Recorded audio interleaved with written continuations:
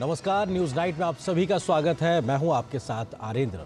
आज से संसद के बजट सत्र की शुरुआत हो गई है। राष्ट्रपति ने दोनों सदनों के संयुक्त सत्र को आज संबोधित किया तो कल अंतरिम बजट पेश किया जाएगा। सत्र की शुरुआत से पहले पीएम मोदी ने भी सांसदों से सार्थक बहस की उम्मीद जताई तो विरोध के लिए हुड़दंग मचाने वाले सांसदों से आत्ममंथन की अपील भी की है। क्या रहा संसद सत्र के पहले दिन, आज खास करेंगे इस खबर पर विस्तार से चर्चा।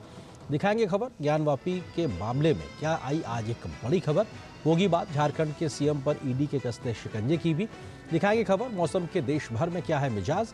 इसके अलावा भी होगी देश दुनिया की हर जरूरी और महत्वपूर्ण खबर। शुरुआत हेडलाइंस के साथ। राष्ट्रपति द्रौपदी मुर्मू के अभिभाषण से शुरू हुआ संसद का बजट सत्र। गिनाई सरकार की उपलब्धियां, कहा दुनिया की सबसे तेजी से विकसित होती अर्थव्यवस्था बना भारत। अयोध्या, चंद्रयान, शिक्षा व आतंकवाद का भी किया जिक्र।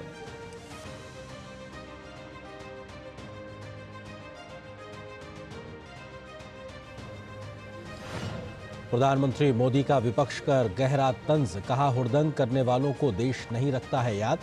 आत्मनिरीक्षण करने की दी नसीहत, नारी शक्ति का भी किया जिक्र।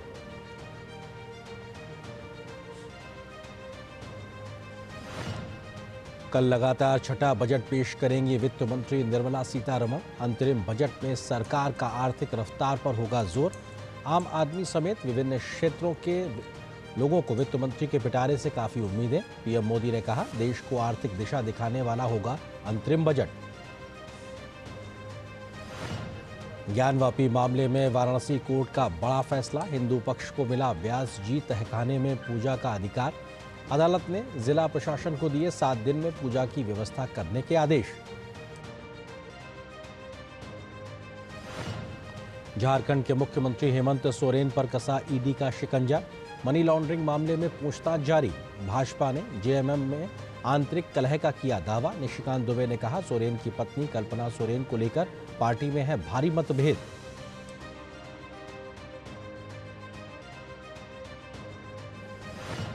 भ्रष्टाचार पर एजेंसियों की नकेल। ईडी ने शराब घोटाले के मामले में मुख्यमंत्री अरविंद केजरीवाल को भेजा 5वां समन। 2 फरवरी को किया तलब।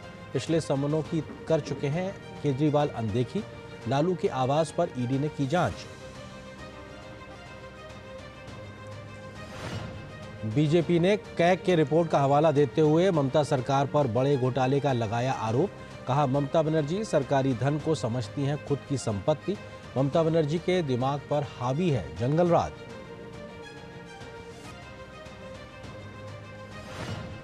रंगारंग कार्यक्रम के साथ संपन्न हुआ खेलो इंडिया यूथ गेम्स का छठा संस्करण। केंद्रीय खेल मंत्री अनुराग सिंह ठाकुर समापन समारोह में हुए शामिल।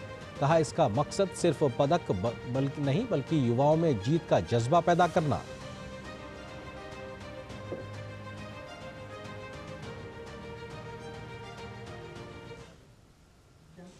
तो सुर्खियों के बाद में एक बड़ी खबर से करते हैं शुरुआत। मौजूदा 17वीं लोकसभा के लिहाज से देखा जाए तो संसद के आखिरी सत्र की आज से शुरुआत हुई। बजट सत्र के पहले दिन आज राष्ट्रपति द्रौपदी मुर्मू ने दोनों सदनों के संयुक्त सत्र को आज संबोधित किया तो केंद्र सरकार के कामों का खाका भी पेश किया। सामाजिक आर्थिक मोर्चे पर देश की तरक्की की उपलब्धियों को राष्ट्रपति ने देश के सामने रखा तो समाज के सभी वर्गों के लिए किए जा रहे कामों को भी सिलसिलेवार तरीके से गिनाया। राष्ट्रपति ने राम मंदिर निर्माण की उपलब्धि की बात कही तो दुनिया की बेहतरी के लिए भारत के द्वारा किस प्रकार से कदम उठाए जा रहे हैं उसको भी आज देश के सामने रखा।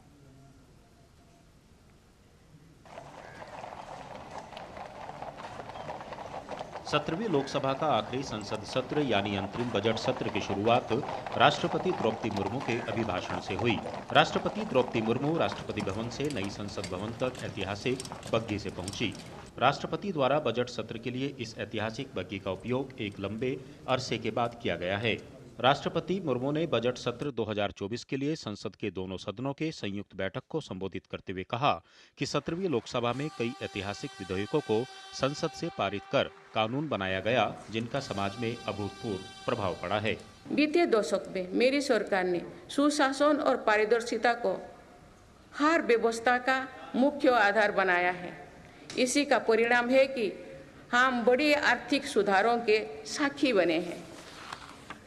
इस दौरान देश को इंसॉल्वेंसी एंड बैंकरप्सी कोड मिला है। देश को जीएसटी के रूप में एक देश एक टैक्स कानून मिला है। राष्ट्रपति द्रौपदी मुर्मू ने दोनों सदनों के संयुक्त बैठक को संबोधित करते हुए कहा कि दुनिया में गंभीर संकटों के बीच भारत तेजी से विकसित होने वाला देश बना है और जन विश्वास कानून के जरिए भारत में ईज ऑफ डूइंग बिजनेस में लगातार सुधार हो रहा है। ईज ऑफ डूइंग बिजनेस में लगातार सुधार हो रहा है। बीते कुछ वर्षों में 40,000 से ज़्यादा कंप्लायंस को हटाया जा या सरल किया गया है। कंपनीज एक्ट तथा लिमिटेड लायबिलिटी पार्टनरशिप एक्ट में 63 प्रावधानों को अपराध की सूची में बाहर किया गया है। राष्ट्रपति ने कहा कि पर्यटन के क्षेत्र में वृद्धि का कारण विश्व में भारत की बढ़ती साख है।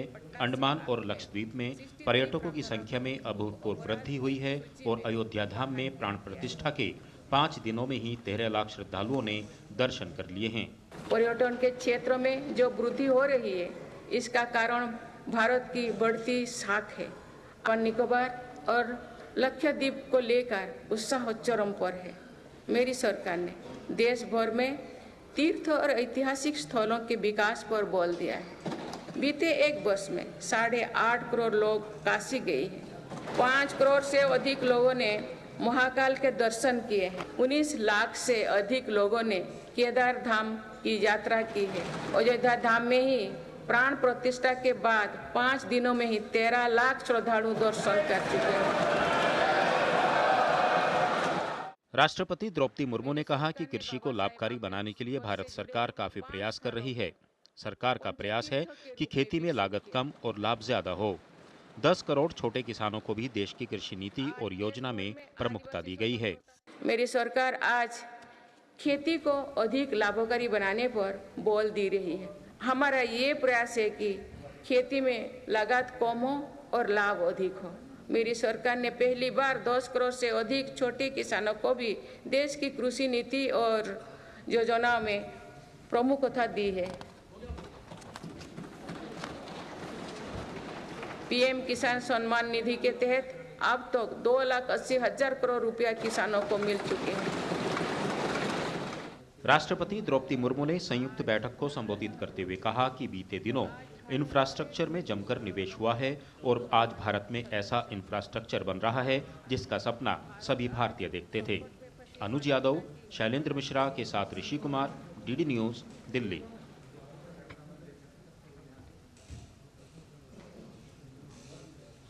तो संसद के बजट सत्र के पहले आज प्रधानमंत्री नरेंद्र मोदी ने भी पत्रकारों से बातचीत की, उन्हें संबोधित किया, अपनी बात सामने रखी।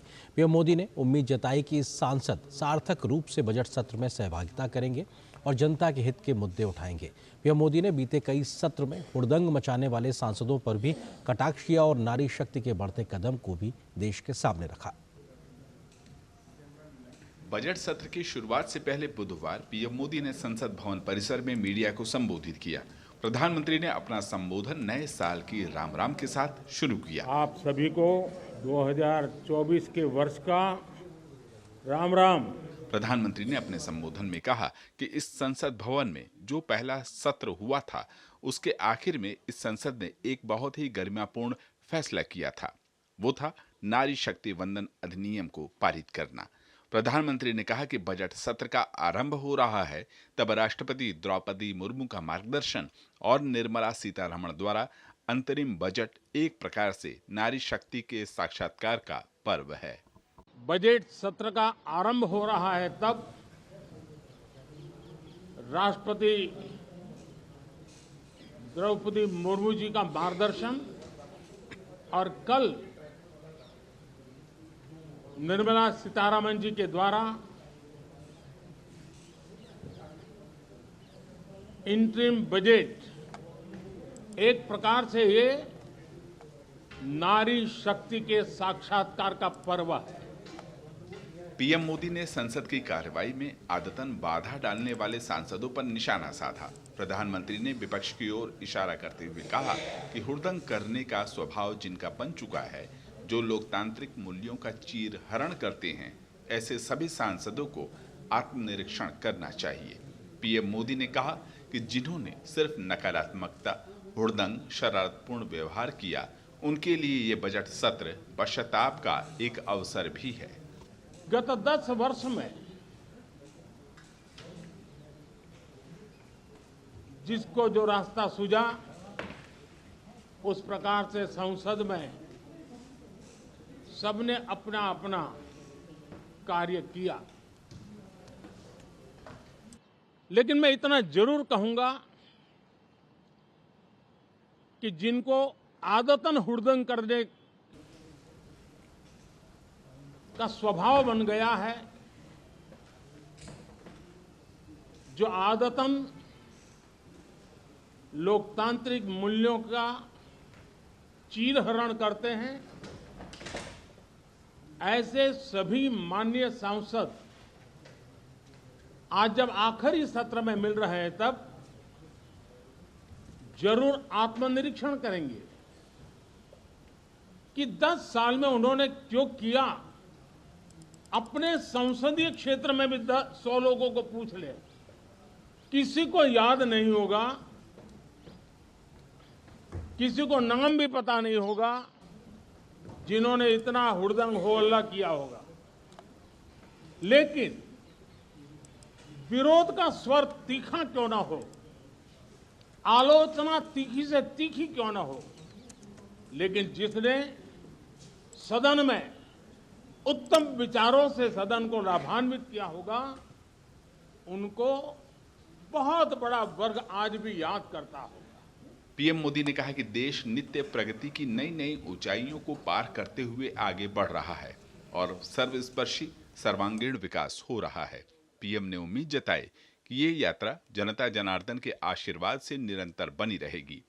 गौरतलब है कि संसद का बजट सत्र मौजूदा लोकसभा का अंतिम सत्र है। Parliament team, DD news.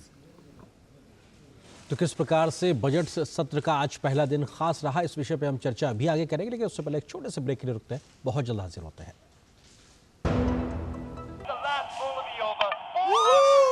यार लड्डू, हम यहाँ बैठे बैठे पैसे बना सकते हैं।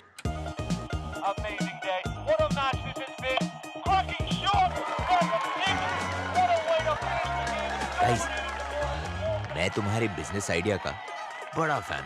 अब बिजनेस चाहे जो भी, एसबीआई का करंट अकाउंट तो चाहिए ना। एसबीआई करंट अकाउंट से सिंप्लीफाइड बिजनेस ट्रांजैक्शंस और ग्रेट कस्टमर सर्विस। एसबीआई, देश का फैन।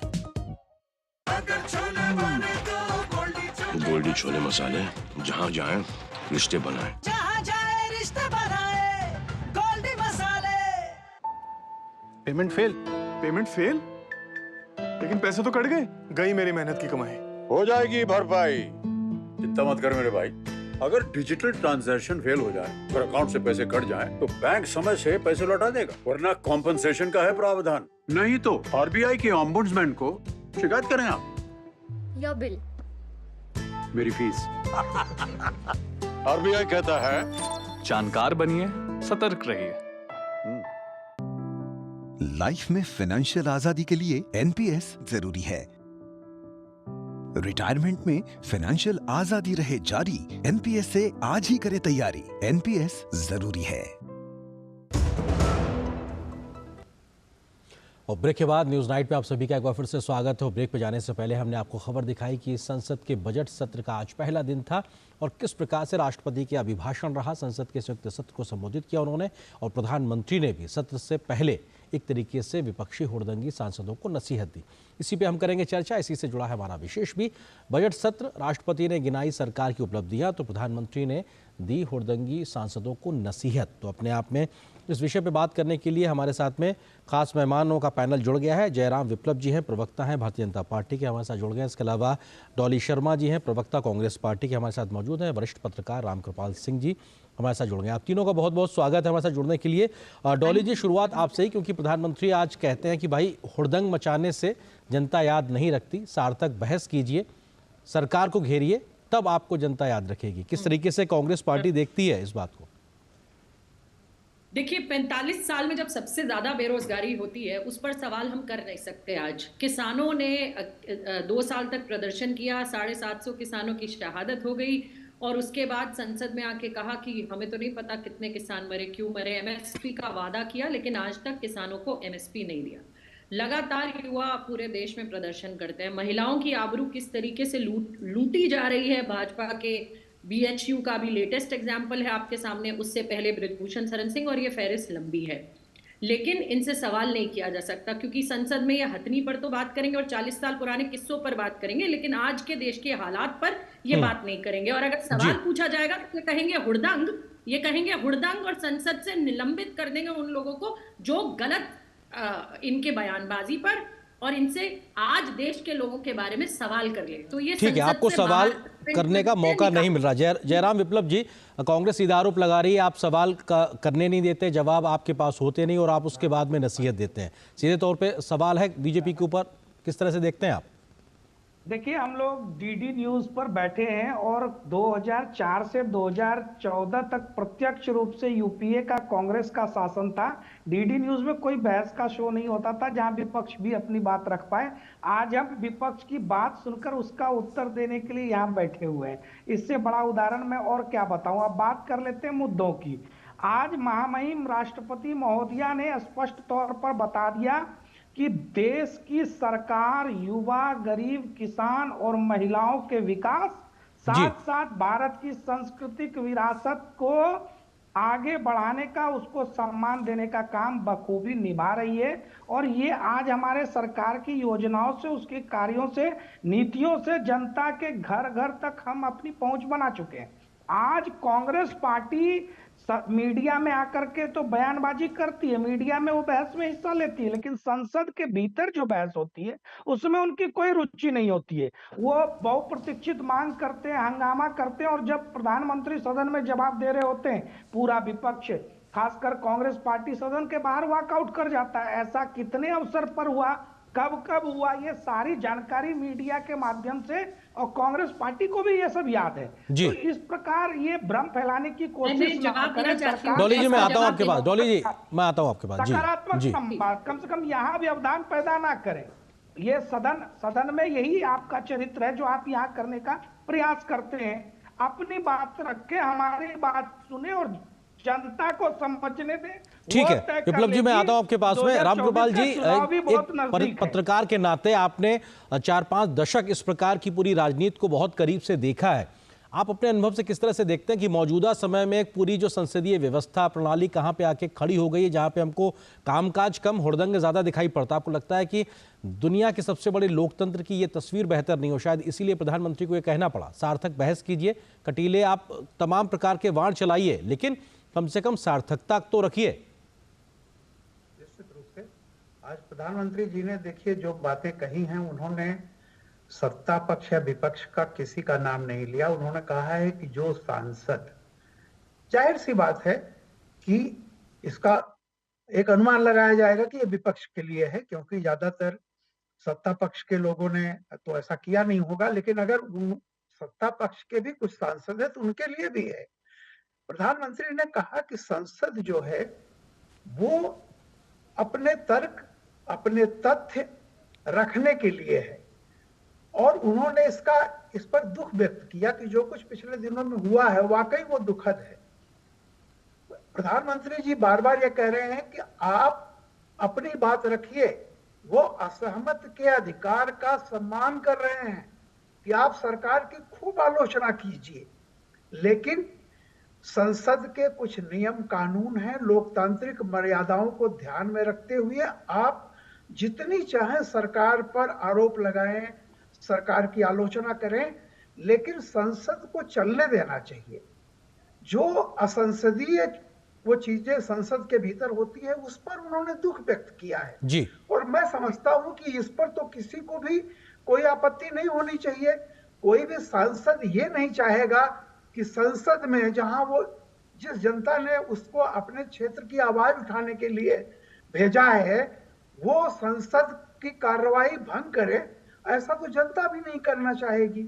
और उन्होंने बहुत सही बात कही। उन्होंने कहा कि 10 वर्ष हो गए हैं पूरा संसद के सारे सत्र में, जिसने जो अगर किसी ने कोई अपने क्षेत्र के हित की, अपने तर्क और तथ्य पर अगर सरकार की आलोचना भी की होगी, राष्ट्र हित में कोई बात की होगी, तो जनता उसे याद रखेगी। लेकिन जिसने भी हंगामा किया होगा, अगर वो सांसद जाकर के वाकई अपने क्षेत्र में पूछे तो किसी को याद नहीं होगा, अगर किसी को याद होगा तो वो एक नकारात्मक भूमिका के रूप में याद होगा। जनता कभी भी ये नहीं चाहती है कि उसका चुना हुआ प्रतिनिधि उसके क्षेत्र की और उसके राज्य की या उसके राष्ट्र की बात नहीं उठाई। बिल्कुल, और विरोध के लिए विरोध करे तो ये अपने आप में याद या ये स्मृति पटल से बहुत जल्दी मिटता है। डॉली जी, आप जो बात कह रही थी कि सवाल पूछने को लेकर आज राष्ट्रपति के अभिभाषण में सिलसिलेवार तरीके से तमाम तथ्यों को रखा गया, किन किन मोर्चों पर किस प्रकार से देश उपलब्धि हासिल कर रहा है, वैश्विक स्तर पर भी देश की उपलब्धियां हैं। दूसरी तरफ अगर राजनीतिक तौर पर देखा जाए तो 2 आम चुनाव और उसके बीच में बीते 10 सालों में तमाम राज्यों में हुए चुनाव में जनता का समर्थन मिलता, मोदी सरकार हो या बीजेपी हो या एनडीए हो, ये तो दिखाता है कि आप जो सवाल उठा रहे हैं उसके बावजूद जनता का समर्थन उधर बना हुआ है। जी देखिए, सीधी और साफ बात है। मैं तो जो इन्होंने कहा और जो इन्होंने डिलीवर किया उस पर बात करूंगी। और रही बात जनता के समर्थन की, तो देश में जिस तरीके से आज गोदी मीडिया लगातार इनका चलाया हुआ एजेंडा दिखाती है, वो भी किसी से छुपा हुआ नहीं है। मैं पहली बात आपको बताऊंगी, दूरदर्शन उसमें शामिल नहीं है, ये बात भी आप रख दें, अन्यथा मुझे रखनी पड़ेगी। जी, बहुत सारे पत्रकार, मैं आपके लिए नहीं बोल रही, बहुत सारे पत्रकार ऐसे भी हैं जिन्होंने हो रहे कोरोना के टाइम के घोटाले, बच्चों को नमक रोटी खिलाने के घोटाले, जो घोटाले दिखाए वो पत्रकार जेल में गए। उनकी गलती क्या थी? उन्होंने इन सरकार से सवाल किए। मैं आपको एक बात रेखांकित करके यहाँ बताना चाहूंगी, किसानों की आय दुगनी होगी, ये इन्होंने वादा किया था। आप मुझे बताइए कि किसानों की आय दुगनी हुई क्या? जितनी थी उतनी भी नहीं रही। अभी मेरठ में एक किसान ने अपने आप को केरोसिन छिड़ककर आत्महत्या कर ली, क्योंकि उसके आय नहीं है, खत्म हो गई, कर्जा नहीं चुका पा रहा है। लगातार इस तरीके के किस्से आ रहे हैं। 750 किसानों की शहादत पर जब राहुल गांधी जी ने मौन व्यक्त करना चाहा, इन्होंने सरे से नकार दिया, किसानों के साथ कुछ नहीं हुआ, माइक बंद कर दिए। तो 750 किसान जिनको ये कह के कि मुझे कोई गलती हो गई होगी मुझसे आपको समझाने में, डॉली जी आप ऐसे 750 का ये जो आंकड़ा कह रही हैं, जी जी एक मिनट मुझे बोलने दीजिए। जी मैं आप ही की बात को थोड़ा सा पूछना चाह रहा था। आप जो 750 का आंकड़ा दे रही हैं, इसको लेकर अभी कोई एक स्पष्टता नहीं है। मैं क्योंकि आपने 3-4 बार इस तथ्य को रखा है, ये कोई आप रख सकती हैं अपनी तरफ से, लेकिन कोई एक देखिए, लगातार बॉर्डर पर, मैं गाजियाबाद से लोकसभा लड़ी थी, मेरे यहाँ गाजीपुर बॉर्डर पर किसान बैठे थे, हम लोग रोज जाया करते थे वहां। ठंड में जब वो ठिठुर रहे थे तो मीनाक्षी लेखी जैसी इनकी सांसद उनको गद्दार बता रही थी, देशद्रोही बता रही थी। नहीं देखिए कौन क्या कह रहा था। आप 750 का जो आंकड़ा कह रही हैं ये तथ्यात्मक नहीं है। जयराम जी वो सीधे तौर पर कह रहे हैं कि आप बीते 10 वर्षों से जो भरोसा दे रहे हैं आम जनता को वो पूरा नहीं हो रहा। किसानों के मसलों को उठा रही हैं लगातार, वो 750 का आंकड़ा भी दे रही हैं। किस तरीके से आप रखेंगे इस बात को? देखिए, मुझे आप बार-बार मैं आ रहा हूं डॉली जी, आ रहा हूं क्योंकि आपका ही सवाल लेके मैं जा रहा हूं उनके पास में, मैं आपका ही सवाल उनके पास लेके जा रहा हूं। डॉली जी समय का सम्मान करना पड़ेगा, समय का सम्मान करना पड़ेगा। डॉली जी, जी डॉली जी, आपका ही सवाल, डॉली जी आपका ही सवाल लेके विप्लव जी के पास गया हूं सीधे। आपने सवाल किया, उनसे ही जवाब ले रहा हूं। बिल्कुल, आपने किसानों का मसला कहा, आपने रोजगार की बात की, आपने महिलाओं के उनके सुरक्षा की बात की, वही सवाल मैं कर रहा हूं। विप्लव जी जवाब दीजिए। देश के किसान प्रसन्न हैं। लगभग 11 करोड़ किसानों को किसान सम्मान निधि के रूप में जो योजना मोदी सरकार ने भेंट की, जो एमएसपी बढ़ा कर दिया, उससे घर घर लाभ पहुंचा है। आज ईपीएफओ का आंकड़ा बताता है 2014 तक केवल 7 करोड़ खाते एक्टिव थे, आज 21 करोड़ खाते हैं। किसके राज्य में कितने रोजगार जनरेट हुए और कहां हुए, कब हुए, ये पूरा देश जानता है।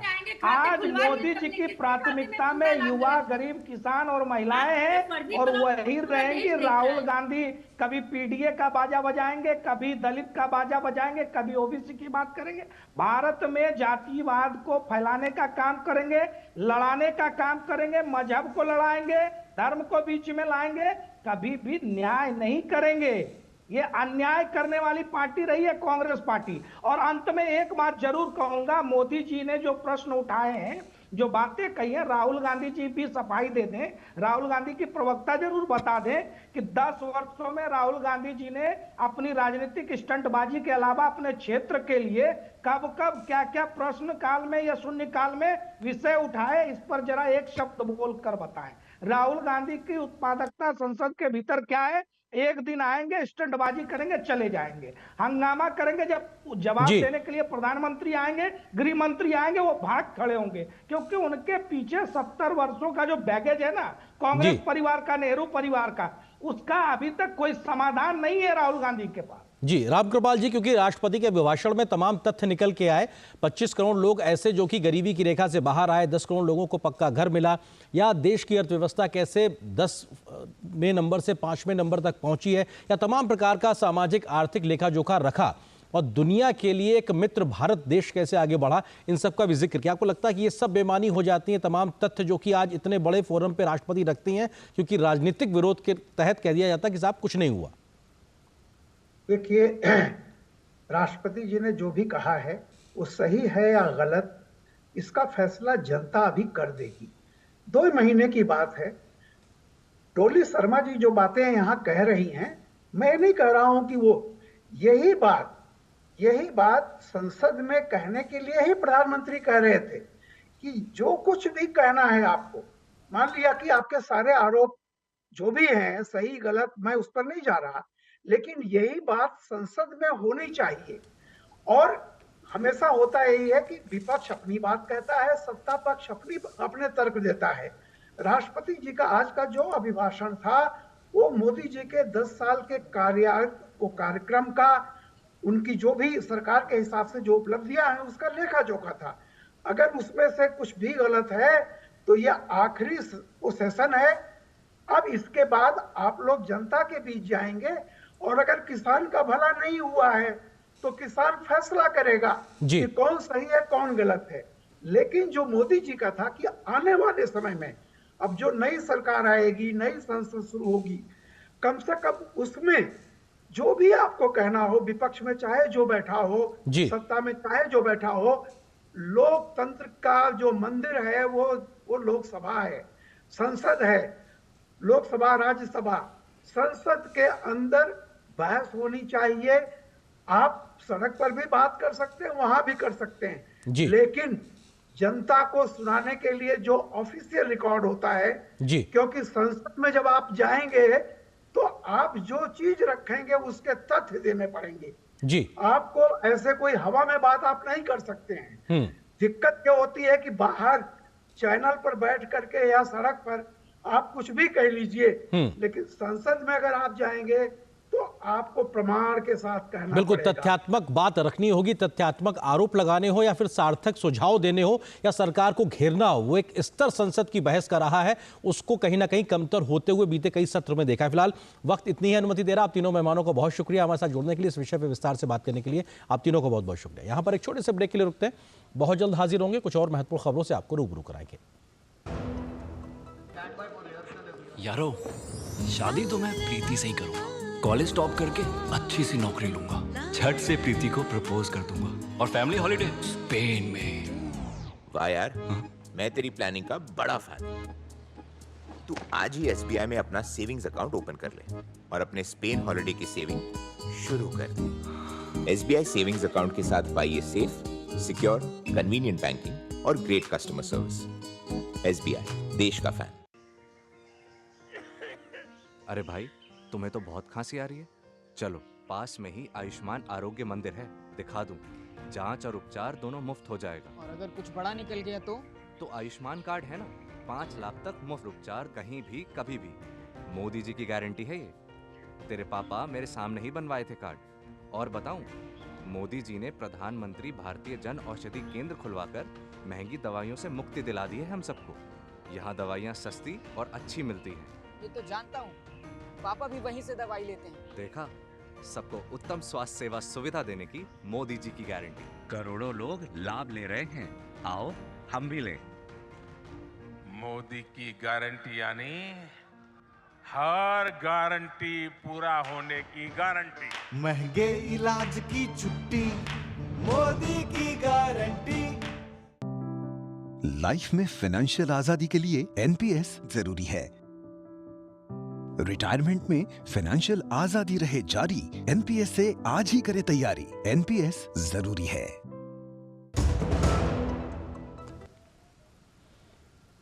और ब्रेक के बाद रुक करते कुछ और महत्वपूर्ण खबरों की ओर। कथित जमीन घोटाले मामले में ईडी झारखंड के मुख्यमंत्री हेमंत सोरेन से इस वक्त पूछताछ कर रही है। मुख्यमंत्री हेमंत सोरेन के रांची स्थित आवास के बाहर हलचल बहुत ज्यादा बढ़ गई है। सीएम आवास की ओर जाने वाले ट्रैफिक को दूसरी ओर डाइवर्ट कर दिया गया है।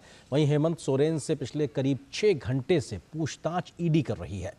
सीएम हेमंत सोरेन की हो सकती है गिरफ्तारी, इस बात की अटकलें भी लग रही हैं। राजभवन और सीएम आवास के बाहर लगातार हलचल बढ़ गई है और हमारे सहयोगी संवाददाता रांची से इस वक्त दिवाकर मौजूद हैं, उनका हम रुख करते हैं, उनसे बात करते हैं। दिवाकर, इस वक्त का अपडेट क्या, क्योंकि लगातार अटकलें सीएम हेमंत सोरेन की गिरफ्तारी के लग रहे हैं, आपके पास क्या इस वक्त की जानकारी? हम दिवाकर के पास संपर्क करेंगे, लेकिन इस वक्त की बड़ी जानकारी यही है कि करीब 6 घंटे से ईडी पूछताछ कर रही है झारखंड के मुख्यमंत्री हेमंत सोरेन से। और उसके अलावा हमें पता है कि लगातार कई समन भेजे गए, करीब 10 समन भेजे गए ईडी के माध्यम से। उसके बाद में उनको वो उपलब्ध नहीं हो रहे थे बातचीत के लिए, जानकारी साझा करने के लिए। फिर एक बार जानकारी साझा होती है 29 तारीख को, जब ईडी से वो पूछताछ में शामिल होते हैं, लेकिन वो लगातार कई घंटे तक गायब भी रहे। लुका छुपी का खेल भी चलता रहा। और इस बात की जानकारी भी आ रही थी कि जो मुख्यमंत्री आवास है झारखंड में, वहां पर तमाम जो सत्ताधारी दल के विधायक हैं उनकी मौजूदगी थी और उन विधायकों का संभवतः राजभवन की ओर जाने की जानकारी भी बसों के माध्यम से निकल के आ रही है, ताकि जो सत्ताधारी दल है उनके जो विधायक हैं वो एक तरीके से, अगर सीएम हेमंत सोरेन की गिरफ्तारी होती है तो अगला चेहरा कौन होगा, इस पर सहमति बनाने में दिक्कत ना आए। और अंदर खाने की खबर ये भी लगातार आ रही थी कि हेमंत सोरेन चाहते थे कि उनकी पत्नी कल्पना सोरेन के नाम पर सहमति बने, लेकिन इसको लेकर अभी स्पष्टता बाहर नहीं आई है, क्योंकि कांग्रेस हो या फिर जेएमएम, ये सब मिलकर सरकार झारखंड में चला रहे हैं। सभी विधायकों की सहमति किस बात को लेकर बनती है, इसकी भी एक स्पष्टता आना बाकी है, क्योंकि हेमंत सोरेन के परिवार में ही आपसी खींचतान लगातार बढ़ती जा रही है। इसको लेकर भी लगातार खबरें आती रही हैं और ये अपने आप में इस वक्त की बड़ी खबर है कि हेमंत सोरेन की गिरफ्तारी हो सकती है, ईडी उनको गिरफ्तार कर सकती है। हमारे सहयोगी संवाददाता दिवाकर इस वक्त रांची से हमारे साथ में मौजूद है। दिवाकर, क्या कुछ इस वक्त का अपडेट, क्योंकि अटकलें लगातार तेज हैं, अपुष्ट खबरें आ रही हैं गिरफ्तारी को लेकर? नहीं हुई है, लेकिन टेक्निकली, क्योंकि मेरी जो वरीय प्रशासनिक अधिकारी है, चीफ सेक्रेटरी और डीजीपी दोनों से मेरी बात हुई है और उसके बाद ये कहा जा रहा है कि उनको कुछ वक्त दिया गया है ताकि वो इस्तीफा और जो दूसरे टेक्निकल जो एक तरीके का एस्पेक्ट होता है उसे वो पूरा करे। और इस बीच वहां से वो निकलकर राजभवन की ओर पूरे विधायकों के साथ तरीके से शक्ति प्रदर्शन करने के हिसाब से झारखंड मुक्ति मोर्चा महागठबंधन के जो तमाम विधायक और मंत्री हैं वो राजभवन पहुंच चुके हैं। और इसके बाद अब आगे देखा जा रहा है कि किस तरीके से वो पहले इस्तीफा देते हैं, क्योंकि ये भी जानकारी मुझे सूत्रों से मिली है कि चंपई सोरेन को विधायक दल का नेता चुना गया है। तो इस हिसाब से क्लियर तस्वीर साफ है कि मुख्यमंत्री हेमंत सोरेन इस्तीफा देने जा रहे हैं और उसके बाद जो उनकी गिरफ्तारी की फॉर्मेलिटीज है वो आगे दिन भर जो करीब 6 घंटे की पूछताछ हुई है उसके बाद संभावना ये प्रबल है कि उनके गिरफ्तार कर लिया जाएगा। जी दिवाकर, चंपई सोरेन का आपने नाम लिया है, ये कौन है, इनके बारे में थोड़ा जानकारी साझा कीजिए। देखिए, चंपई सोरेन फिलहाल परिवहन मंत्री हैं और ये काफी पुराने झारखंड मुक्ति मोर्चा का जो अगर हम कहें तो उनके परिवार के सबसे वफादार विधायक और मंत्री में से चंपई सोरेन रहे हैं। तो इस हिसाब से चंपई सोरेन का नाम पहले भी चर्चा में कि अगर कल्पना सोरेन, जैसा कि सुबह से हम लोग बता रहे हैं कि अगर हेमंत सोरेन की पत्नी के नाम पर सहमति नहीं बनती है तो कौन मुख्यमंत्री हो सकता है। तो वैसे में चंपई सोरेन का नाम लगातार आगे चल रहा था और उस लिहाज से जब विधायक दल का इन्हें नेता चुना गया तो इस खबर पे एक तरीके से पुष्टि मिल गई कि मुख्यमंत्री हेमंत सोरेन इस्तीफा देने जा रहे हैं। जी, तस्वीरों में दिवाकर जो हम तमाम गाड़ियों को सीएम आवास से निकलते देख रहे हैं, इन गाड़ियों में आपकी जानकारी के अनुसार मुख्यमंत्री और उनके अलावा तमाम जो सत्ताधारी दल के विधायक हैं वो राजभवन पहुंचे हैं और वो अपनी तरफ से एक तरीके से इस्तीफा देने के लिए पहुंचे हैं। और साथ ही साथ क्या नए चेहरे को लेकर जो समर्थन है वो भी जताने की चिट्ठी सौंपी जाएगी, इसको लेकर जानकारी? देखिए, निश्चित तौर पर समर्थन की बात जो लगातार, क्योंकि जो झारखंड में समीकरण है, झारखंड के समीकरण के हिसाब से ये माना जा रहा है कि महागठबंधन की सरकार को कोई खतरा नहीं है, क्योंकि ये पूर्ण बहुमत की सरकार थी और उस लिहाज से यहाँ पर जो ये लगातार जो एक समीकरण है वो पूरी तरह से पूरा है। और उसके बाद यहाँ पर पूरा जो एक तरीके से हम कहें कि चंपई सोरेन अगर मुख्यमंत्री के रूप में शपथ लेते हैं तो उन्हें इस बात का कोई खतरा नहीं है। और क्योंकि विपक्षी के पास उतना समर्थन या हम कह सकते हैं कि वोट वो विधायक नहीं है जिसके जरिए यहाँ पर स्थिति खराब होती है। जी तो बिल्कुल इस वक्त की जो बड़ी खबर है वो झारखंड की राजधानी रांची से हमारे सामने आ रही है, जहां पर हमारे सहयोगी संवाददाता दिवाकर कुमार इस बात को स्पष्ट कर रहे हैं कि मुख्यमंत्री के आवास से मुख्यमंत्री खुद हेमंत सोरेन और सत्ताधारी दल के तमाम विधायक राजभवन पहुंचे हैं और हेमंत सोरेन जो है इस्तीफा देंगे।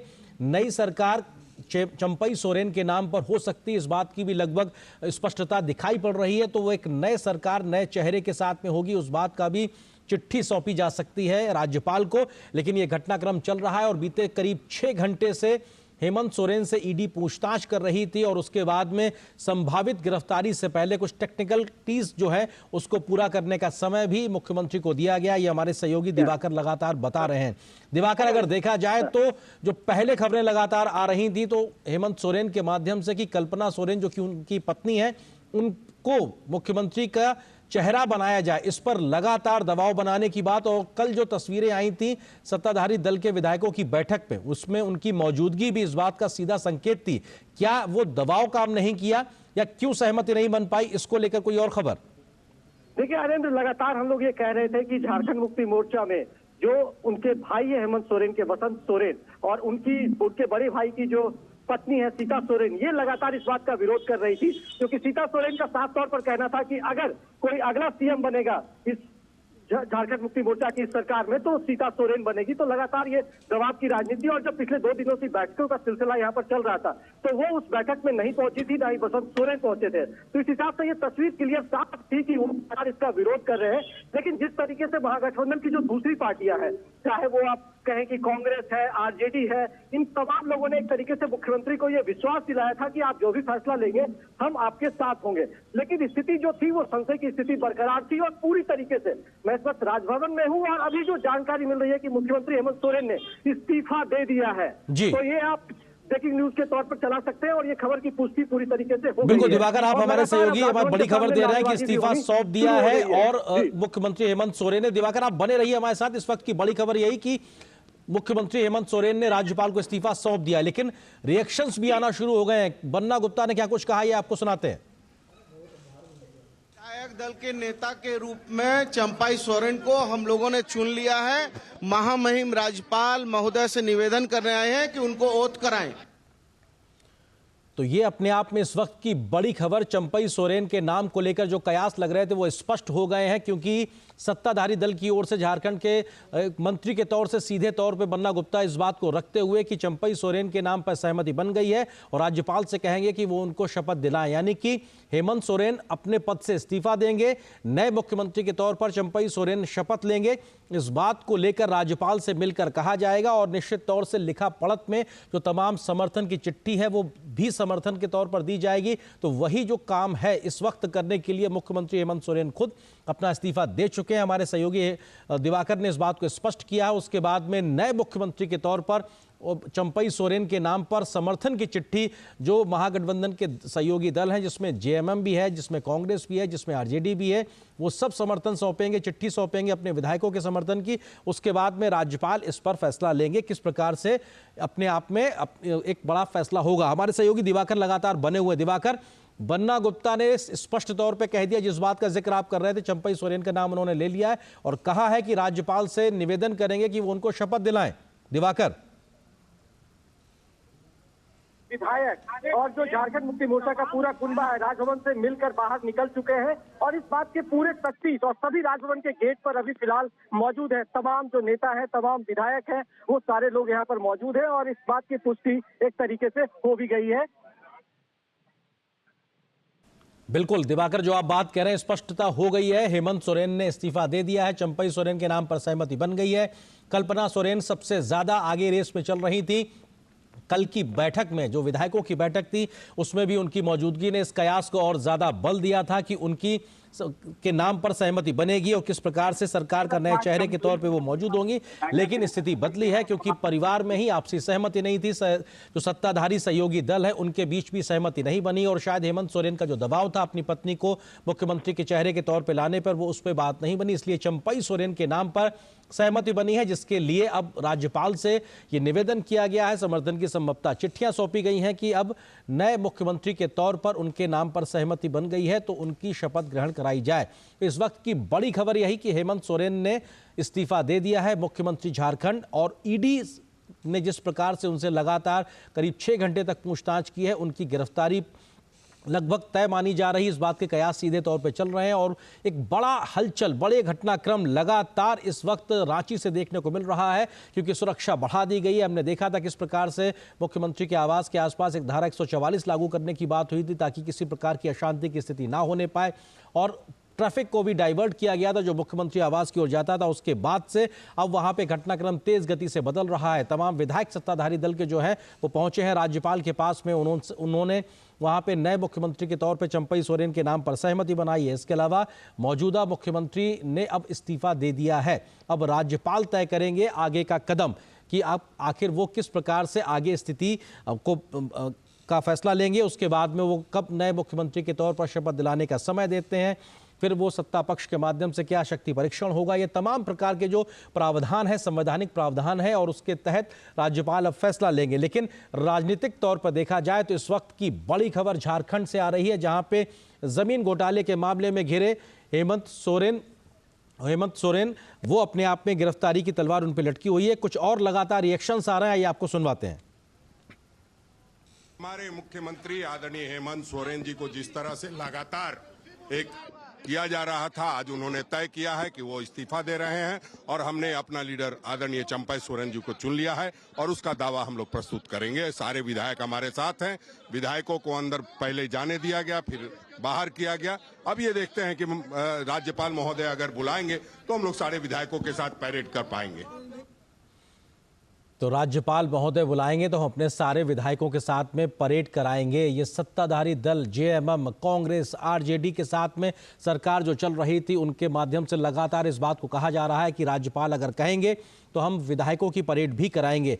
तमाम बसों के माध्यम से मुख्यमंत्री आवास से सत्ताधारी दल के जो तमाम दल हैं उनके विधायक पहुंचते हैं राजभवन। वहां पे राजभवन के साथ उनके साथ में मौजूदगी होती है मुख्यमंत्री हेमंत सोरेन की, जो इस्तीफा सौंपते हैं। इस्तीफा सौंपने के बाद में चंपई सोरेन के नाम पर सहमति बनती है और उनके नाम पर नए मुख्यमंत्री को शपथ दिलाने का निवेदन राज्यपाल से किया जाता है। अब राज्यपाल को संवैधानिक प्रावधानों के तहत फैसला लेना है और वो कब समय देते हैं, किस आधार पर फैसला लेते हैं, ये उनका विशेषाधिकार है, विवेकाधिकार है। उसके आधार पर राज्यपाल फैसला लेंगे। लेकिन निश्चित तौर से राजनीतिक तौर से बेहद गहमा गहमी भरा दिन, और जिस बात के कयास बीते कई दिनों से लग रहे थे हेमंत सोरेन के ऊपर गिरफ्तारी की तलवार लटक रही है, वो संभावित तौर पे आज दिखाई पड़ रहा है क्योंकि ईडी करीब 6 घंटे से ज़्यादा की पूछताछ आज कर रही है। उनके दिल्ली स्थित आवास से भी लगभग 36 लाख कैश बरामद हुआ था। उसके अलावा एक BMW कार बरामद हुई थी और ये लगातार चल रहा है। और अवैध संपत्ति जुटाने का मामला हो, ईडी मनी लॉन्ड्रिंग की जांच कर रही है, कैसे जमीन हथियाने को लेकर तमाम प्रकार के काम किए हैं और इस वजह से हेमंत सोरेन घिर गए हैं। और हमारे सहयोगी दिवाकर कुमार हमारे साथ में जुड़ गए। दिवाकर, अब स्थिति एक तरीके से स्पष्ट होती दिखाई पड़ रही है। आपने भी जिक्र किया कि हेमंत सोरेन का इस्तीफा हो गया है, चंपई सोरेन के नाम पर सहमति बन गई है, अब फैसला राज्यपाल को लेना है। दिवाकर, देखिए, निश्चित तौर पर जो स्थिति यहाँ पर बनी हुई है, आप देख सकते हैं कि राजभवन के सामने की ये तस्वीरें आपको मैं दिखाता हूँ। रांची राजभवन में किस तरीके से गहमा गहमी, और ये जो गाड़ियां यहाँ पर लगी हुई है, इस गाड़ियों में तमाम जो यहाँ के विधायक है, मंत्री है, वो बैठे हुए हैं। और उसके बाद लगातार इन लोगों ने भी इस बात की पुष्टि कर दी है अपनी तरफ से कि विधायक दल के जो नेता है वो चंपई सोरेन चुने गए हैं। तो लगातार गहमा गहमी की स्थिति, और आप देख सकते हैं कि किस तरीके से यहाँ पर सिक्योरिटी के इंतजाम किए गए और लगातार जो कार्केट है वो इंतजार किया जा रहा है। जब यहाँ से लोग निकलेंगे बाहर तो किस तरीके से पुलिस का जमावड़ा और पूरी ट्रैफिक को यहाँ पर रोक दिया गया है। और राजभवन के सामने लगातार गतिविधियां जो पिछले आधे घंटे से तेज हो गई थी, लेकिन टेक्निकल तौर पर अभी तक सीएम के गिरफ्तारी की पुष्टि नहीं हुई है। सीएम ने इस्तीफा दे दिया है, इस खबर की पुष्टि हो गई है। और उसके बाद चंपई सोरेन को विधायक दल का नेता चुन लिया गया है। और राजभवन में मिलने के बाद जो अब अगली कार्रवाई है कि ओथ की प्रक्रिया कब होगी, इन तमाम बिंदुओं पर जो है वो मंथन का दौर यहाँ पर चल रहा है। और इसके बाद सीएम इसके बाद यहाँ से निकलने के बाद फिर से मुख्यमंत्री आवास जाएंगे और उसके बाद ये संभावना व्यक्त की जा रही है कि ईडी उन्हें किसी भी वक्त गिरफ्तार कर सकती है। जी तो ये जो दिवाकर, आप हमारे साथ बने रहिए, कुछ और रिएक्शंस भी आ रहे हैं, जेएमएम के विधायकों के लगातार रिएक्शंस आ रहे हैं, उनको भी हम सुनाते हैं, उसके बाद वापस आपके पास आते हैं। हमारे मुख्यमंत्री आदरणीय हेमंत सोरेन जी को जिस तरह से लगातार एक किया जा रहा था, आज उन्होंने तय किया है कि वो इस्तीफा दे रहे हैं और हमने अपना लीडर आदरणीय चंपई सोरेन जी को चुन लिया है और उसका दावा हम लोग प्रस्तुत करेंगे। सारे विधायक हमारे साथ हैं। विधायकों को अंदर पहले जाने दिया गया, फिर बाहर किया गया। अब ये देखते हैं कि राज्यपाल महोदय अगर बुलाएंगे तो हम लोग सारे विधायकों के साथ पैरेड कर पाएंगे। तो वही बात, लगातार सारे विधायकों के साथ परेड करेंगे। दिवाकर, अगर संभवतः आपके पीछे इस वक्त सत्ताधारी दल से जुड़े विधायक या अन्य मंत्री जो सरकार में अभी तक थे अगर मौजूद है, उनके रिएक्शंस मिल सके तो शायद और स्थिति बेहतर स्पष्ट होती नजर आएगी, क्योंकि चंपई सोरेन के नाम पर सहमति कैसे बनी ये भी अपने आप में, क्योंकि कल्पना सोरेन को लेकर लगातार बात चल रही थी, कुछ इसको लेकर स्पष्टता अगर निकल के आए तो। देखिए, निश्चित तौर पर अभी भी गहमा गहमी यहाँ पर बनी हुई है और आप देख सकते हैं कि राजभवन के गेट के सामने जितनी गाड़ियां वो अंदर गई थी वो सब गाड़ियां निकलकर अब बाहर आ गई है। और उसके बाद यहाँ पर एक तरीके से वो लास्ट प्रक्रिया, अब ये कारकेट जो यहाँ पर सीएम के साथ पहुंचा था इस्तीफा देने के लिए और जो तमाम मंत्री और विधायक थे उनकी गाड़ियां अब यहाँ से धीरे धीरे निकल रही। मैं तस्वीर में आपको दिखाने की कोशिश करता हूँ कि देखिए, ये जो कारकेट और निकला था ये यहाँ से निकलनी शुरू हो गई है। और उसके बाद जो गतिविधियां हैं, इसके बाद सीएम आवास जब वो पहुंचेंगे तो वहां पर फिर गतिविधियां शुरू होगी और ईडी की टीम चूंकि वहां पर बैठी हुई है और लगातार वो जो हम कह सकते हैं कि यहाँ पर जो कार्रवाई हुई है और जो अगली प्रक्रिया है कि किस तरीके से अगले सरकार का शपथ ग्रहण होगा, उस पर अब वहां पर मंथन का दौर शुरू होगा। तमाम विधायक जो 2 गाड़ियों में, तमाम मंत्री जो यहाँ पर पहुंचे थे वो गाड़ियों में बैठे हुए हैं और यहाँ से अब उनको निकालने की प्रक्रिया शुरू की जा रही है। तमाम जो दोनों तरफ के रास्ते हैं उसे बैरिकेडिंग कर दिया गया है और यहाँ से निकलने की प्रक्रिया शुरू कर दी गई है। तो आप समझ सकते हैं कि किस तरीके से जो ये घटनाक्रम है वो लगातार यहाँ पर बदल रहा है। और उसके बाद ये जो कह सकते हैं कि अट्टलों का बाजार जो पिछले कुछ समय से गर्म था, ईडी के पास निश्चित तौर पर मुख्यमंत्री हेमंत सोरेन के खिलाफ कोई पुख्ता सबूत है। इसी आधार पर हेमंत सोरेन लगातार ईडी की पूछताछ या सवाल जवाब से लगातार भाग रहे थे। उसके बाद आज ईडी ने मुश्किल से 5 घंटे लगभग पूछताछ हुई है और उसके बाद एक तरीके से अभी कंफर्म तो नहीं हुआ है, लेकिन मुख्यमंत्री हेमंत सोरेन ईडी के गिरफ्त में है और उन्हें जी बिल्कुल जानकारी ये आ रही है कि ईडी ने मुख्यमंत्री हेमंत सोरेन को हिरासत में भी ले लिया। इस बीच में वरिष्ठ पत्रकार रामकृपाल जी हमारे साथ में जुड़ गए। दिवाकर, आप भी बने रहिए, इन गतिविधियों पर नजर रखिए, आपसे हम लगातार अपडेट लेते रहेंगे। रामकृपाल जी, एक और राज्य जहां पर भ्रष्टाचार की भेंट वहां की सरकार चढ़ गई और सीधे तौर पर परिवारवाद भी किस प्रकार से बढ़ता दिखाई पड़ा, क्योंकि मुख्यमंत्री हेमंत सोरेन ने पूरी कोशिश की उनकी पत्नी को सत्ता मिले, उनके नाम पे सहमति बने, लेकिन चंपई सोरेन के नाम को लेकर अब बात सामने आ रही है। आपको लगता है कि किस प्रकार की पूरी घटनाक्रम इस वक्त दिखाई पड़ रहा है झारखंड में? देखिए, जो कुछ भी हो रहा है वो एक्सपेक्टेड लाइन पर ही है। ये तय था, जिस तरह से बार बार समन करने पर भी वो नहीं जा रहे थे, उन्हें पता था कि जो आरोप हैं वो बहुत गंभीर हैं। और आपको याद होगा कि हेमंत सोरेन जी दरवाजा भी खटखटा चुके अदालत का। हाई कोर्ट में गए, वहां से खारिज हो गया, सुप्रीम कोर्ट गए, सुप्रीम कोर्ट ने मामले को देखा, उन्होंने कहा कि नहीं, इस पर कोई स्टे नहीं दिया जा सकता। तो जाहिर सी बात है कि अदालत के दरवाजे से वो वापस लौट आए थे और उन्हें पता था कि जब अदालत इस मामले को गंभीरता से ले रही है तो कहीं ना कहीं हम कितना भागेंगे। तो ये जो कुछ भी आज है वो एक्सपेक्टेड लाइन पर है। उन्होंने बड़ी कोशिश की कि अपनी पत्नी को, एक विधायक को उन्होंने इस्तीफा दिलवाया, शायद इस सोच से करके कि पत्नी को बना दूंगा और 6 महीने के भीतर वो चुनाव लड़ करके जीत जाएगी। लेकिन ये खींचते खींचते इतना देर हो चुकी है कि अब मुझे लगता है कि, हालांकि मैं अभी कोई क्या आगे होगा मैं टिप्पणी नहीं करना चाहता जी, लेकिन हेमंत सोरेन जी का सत्ता से जाना उनका बिल्कुल तय था। ये बात तय थी, एक्सपेक्टेड लाइन पर थी और वही हुआ जिसका अंदेशा था। वो किस तरह से 32 घंटे तक कोई एक मुख्यमंत्री का पता ही नहीं चला कि वो कहाँ गया हुआ है। ये सब जो कुछ चीजें हो रही थी वो लोकतंत्र के लिए बहुत ही खराब चीजें हैं। और मेरा ये कहना है कि संविधान के तहत सब लोग बात संविधान की करते हैं, पूरा विपक्ष संविधान की रक्षा के लिए लगा हुआ है जी। तो ये तो जो भी कुछ हो रहा है भारतीय कानून के हिसाब से संविधान के तहत ही हो रहा है। रामगोपाल जी, एक बड़ा सवाल उठता है, क्योंकि आप जो बात कह रहे हैं बहुत महत्वपूर्ण सवाल उठता है कि जब भ्रष्टाचार पे कार्रवाई होती है तो विक्टिम कार्ड खेला जाता है कि साहब आप हमको परेशान कर रहे हैं, क्योंकि हम आपके साथ वाले दल नहीं हैं, हम विपक्षी दल हैं, इसलिए आप हमको परेशान कर रहे हैं। और आपने जिन तथ्यों को रखा कि लोअर कोर्ट से लेकर सुप्रीम कोर्ट तक का दरवाजा खटखटाया गया लेकिन राहत नहीं मिली, बावजूद उसके अभी जिस प्रकार के रिएक्शन सत्ताधारी दल जेएमएम के माध्यम से आ रहे हैं उसमें कह रहे हैं साहब हमारे मुख्यमंत्री को परेशान किया जा रहा है, अभी भी विक्टिम कार्ड खेलने की वो एक तरीके से पूरी कोशिश की जा रही है। रामगोपाल जी जी देखिए, एक चीज है, मोदी जी ने बहुत पहले ही कहा था कि मैं करप्शन के सवाल पर जीरो टॉलरेंस है, और इस बात को जब भी मौका उनको मिला है जहां भी इस बात को दोहराते रहे हैं। और पिछले साल 15 अगस्त को उन्होंने साफ कहा था कि मैं भ्रष्टाचार और परिवारवाद के खिलाफ लड़ाई लड़ूंगा। और ऐसा नहीं है कि मोदी जी कोई पर्सनल वो कर रहे हैं, वो तो कहीं है ही नहीं पार्टी। सिर्फ यह है कि कानून जो जांच एजेंसियां थी जिनको एक पॉलिटिकल इंटरफेरेंस के चलते जो ठीक से काम नहीं कर पा रही हैं, मोदी जी ने पूरी आजादी दी है कि आप अपना काम कीजिए।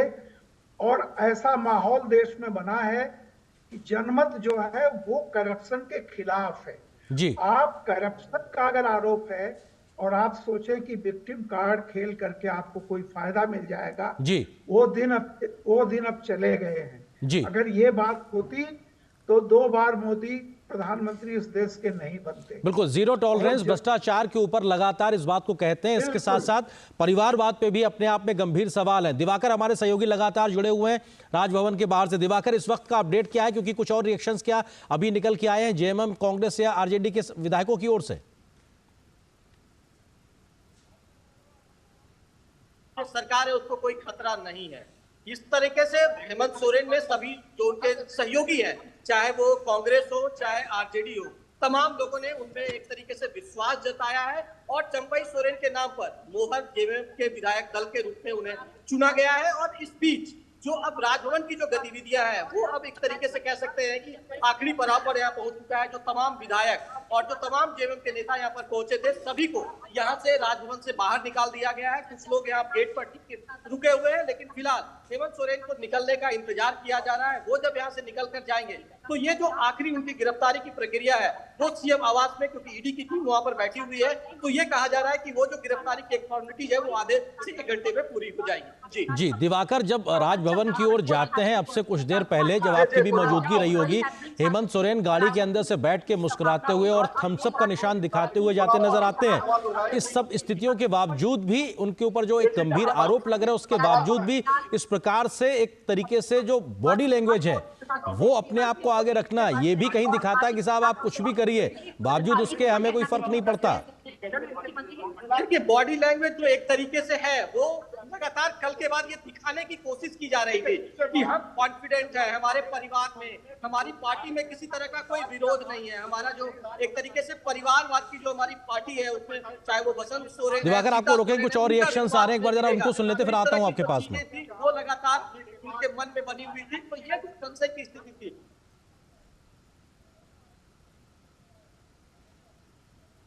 विष्णुकांत सहायक ने क्या कुछ कहा, ये आपको सुनाते हैं।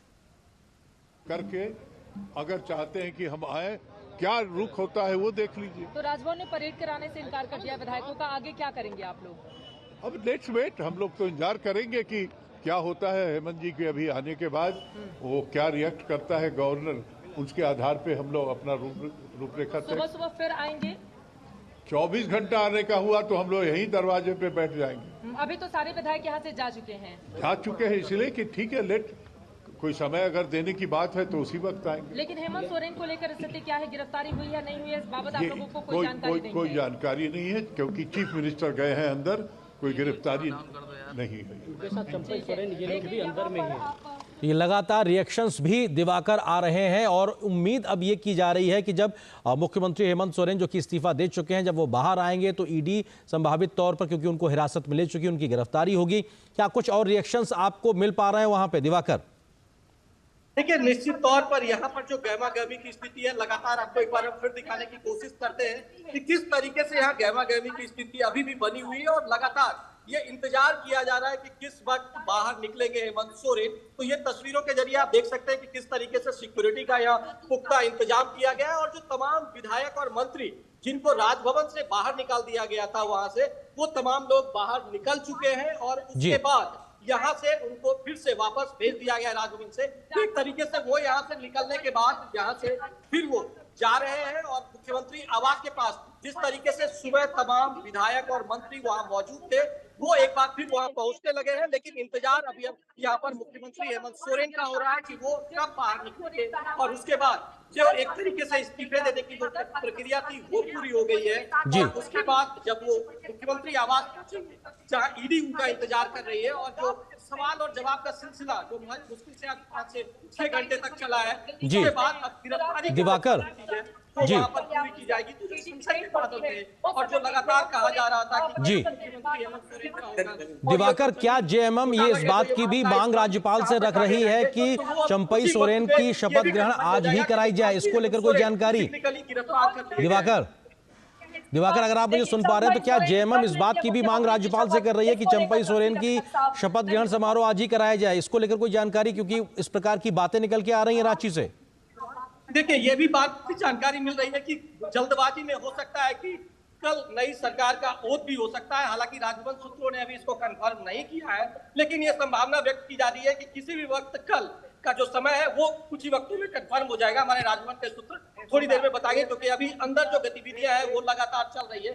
हो सकता है इनकी तरफ से समय की मांग की गई हो कि किस वक्त जो है वो कल ओथ जो है इनकी नई सरकार का कराया जाए। तो इस हिसाब से गतिविधियां लगातार, और देखिए कि किस तरीके से मुख्यमंत्री हेमंत सोरेन का जो काफिला राजभवन जब घुस रहा था तो किस तरीके से वो कॉन्फिडेंस दिखाने की कोशिश की जा रही थी। जो उनके साथ विधायकों का समर्थन है, महागठबंधन के जो दूसरे मंत्री हैं, नेता हैं, उनका समर्थन है, तो वो दिखाने की कोशिश की जा रही है। लेकिन लगातार जो चिंता और संशय की स्थिति, क्योंकि देखिए परिवारवादी जो पार्टियां होती है, बिल्कुल हमेशा इस बात का एक डर रहता है कि अगर उनके बड़े नेता जेल जाते हैं तो अब पार्टी का क्या होगा। तो ये स्थिति और ये डर निश्चित तौर पर हेमंत सोरेन को सता रहा होगा। बिल्कुल दिवाकर, आप रहिए, अपडेट लेते रहिए। रामकृपाल जी भी हमारे साथ लगातार बने हुए। रामकृपाल जी, मुख्यमंत्री रहते हुए इस प्रकार का भ्रष्टाचार करता है एक व्यक्ति और उसके बाद उसकी संभावित गिरफ्तारी जो कि अब लगभग तय है, हाईकोर्ट सुप्रीम कोर्ट तक का दरवाजा खटखटाया लेकिन राहत नहीं मिली।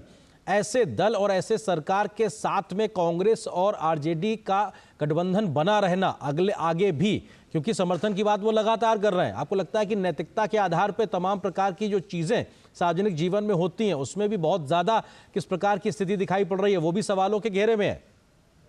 निश्चित रूप से आर्यन जी, देखिए एक चीज ये भी है कि जो अभी जैसा कहा जा रहा है कि सोरेन परिवार की ही महिला चुनी गई हैं, तो आप ये देखिए ना कि कैसे, हालांकि उनके परिवार के अंतर्विरोध भी बहुत दिनों से उजागर हो रहे थे, परिवार में ही खींचतान चल रही है।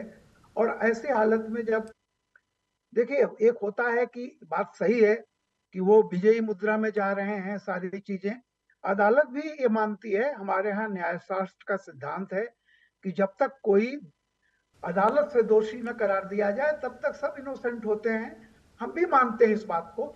लेकिन होता क्या है कि परसेप्शन क्या है और रियलिटी क्या है, इन दोनों का फर्क होता है। आम जनता सच्चाई को अच्छी तरह से जानती है। आप किसी भी कानून का आड़ लेकर के कोई भी मुद्रा बना करके आप कुछ भी कर लें, लेकिन मैंने जैसा कहा कि देश में एक माहौल बदल गया है। अब जिन पर कोई भी भ्रष्टाचार का आरोप है वो अपना विकल्प भी परिवार में ही ढूंढ रहे हैं। पत्नी हो जाए सबसे पहले, अब पत्नी नहीं हो पा रही है तो परिवार का दूसरा सदस्य आए। ये क्या लोकतांत्रिक प्रक्रिया है? आप जो हमारा आज का बहुत विकसित लोकतंत्र है और भारत में 60% युवा पॉपुलेशन है, वो पढ़ी लिखी है, वो सब कुछ जानती है, अपने अधिकारों के प्रति सचेत है, उसे पता है। जी। तो ये जो पुराने जमाने का रहा है ना कि विक्टिम कार्ड खेलने का, वो दौर अब खत्म हो चुका है। बिल्कुल। आप अदालत से जब तक पाक साफ होके नहीं आएंगे तब तक आपके सवाल पर क्वेश्चन मार्क रहेगा। बिल्कुल रहेगा, और ये स्थिति एक बदले हुए नए भारत की दिखाती है, लेकिन आपको जनता के बीच जब जाएंगे तो इन सवालों का जवाब भी देना पड़ेगा। फिलहाल रामकृपाल जी, आपका बहुत बहुत शुक्रिया हमारे साथ जुड़ने के लिए। दिवाकर, आपका भी शुक्रिया, लेकिन आप लगातार इस खबर पर बने रहिए दिवाकर, क्योंकि ये जरूरी है, इस वक्त की बड़ी खबर है। हम लगातार इस खबर पर बने रहेंगे, लेकिन न्यूज नाइट के संग में बस इतना ही। लेकिन डीडी न्यूज पर खबरों का सफर लगातार जारी है। नमस्कार।